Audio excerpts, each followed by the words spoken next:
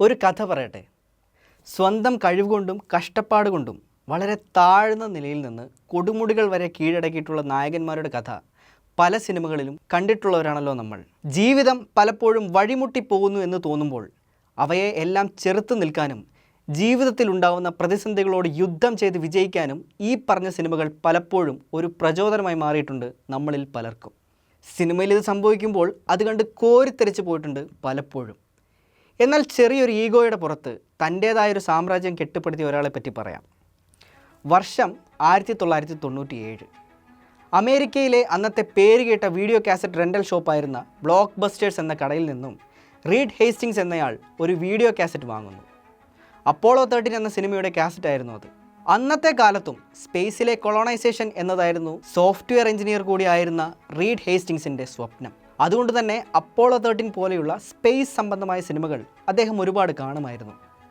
പക്ഷേ ആ കാസറ്റ് എടുത്തതിന് ശേഷം അത് റിട്ടേൺ ചെയ്യാൻ ഒരല്പം വൈകി.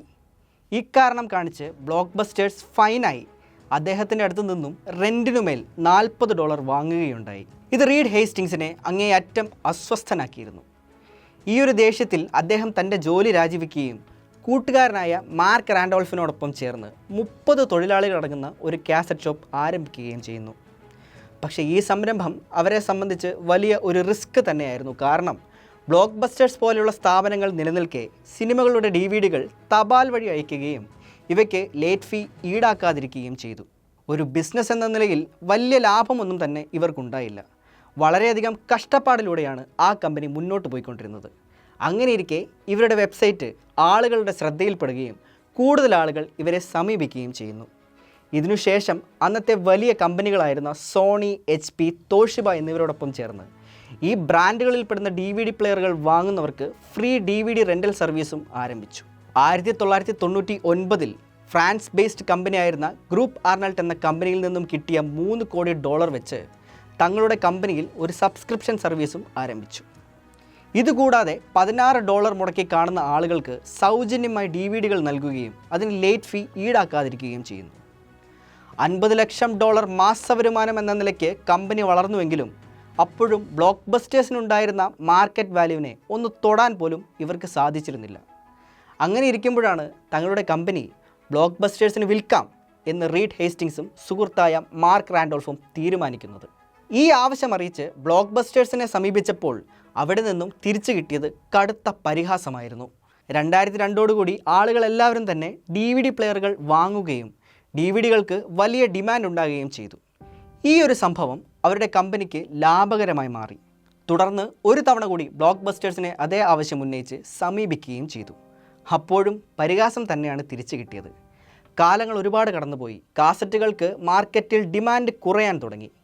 ഇക്കാര്യം മനസ്സിലാക്കിയ ബ്ലോക്ക് ബസ്റ്റേഴ്സ് കാസറ്റുകൾ നിർത്തി DVD-കൾ വിൽക്കാൻ തീരുമാനിച്ചു. ബിസിനസ് സ്ട്രാറ്റജിയായി അവർ സ്വീകരിച്ചത് ഹേസ്റ്റിങ്സിൻ്റെ അതേ രീതികളാണ്. പക്ഷേ ആ ഒരു കാലയളവിൽ ഏകദേശം 2005 ഒരു ദിവസം 10 ലക്ഷം DVD-കൾ വരെ വിറ്റഴിക്കുന്ന കമ്പനിയായി മാറി ഹേസ്റ്റിങ്സിൻ്റെ ഈ വീഡിയോ റെൻ്റൽ ഷോപ്പ്.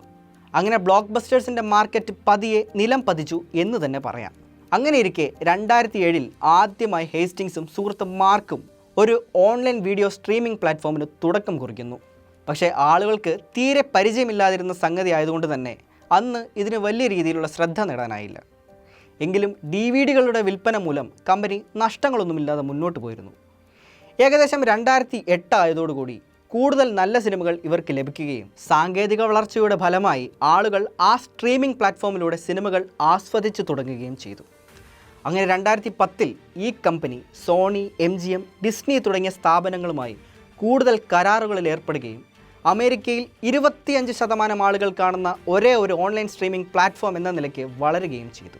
സിനിമാ വ്യവസായത്തെ വേറൊരു തലത്തിലേക്ക് എത്തിക്കാൻ സഹായകമായ, പ്രേക്ഷകരിലേക്ക് സിനിമയെ ഒന്നുകൂടി സുലഭമായി എത്തിച്ച, ലോകത്തിലെ തന്നെ ഓൺലൈൻ സ്ട്രീമിംഗ് പ്ലാറ്റ്ഫോമുകളിൽ ഏറ്റവും മുന്നിൽ നിൽക്കുന്ന നെറ്റ്ഫ്ലിക്സിൻ്റെ ഉത്ഭവം ഇങ്ങനെയാണ്.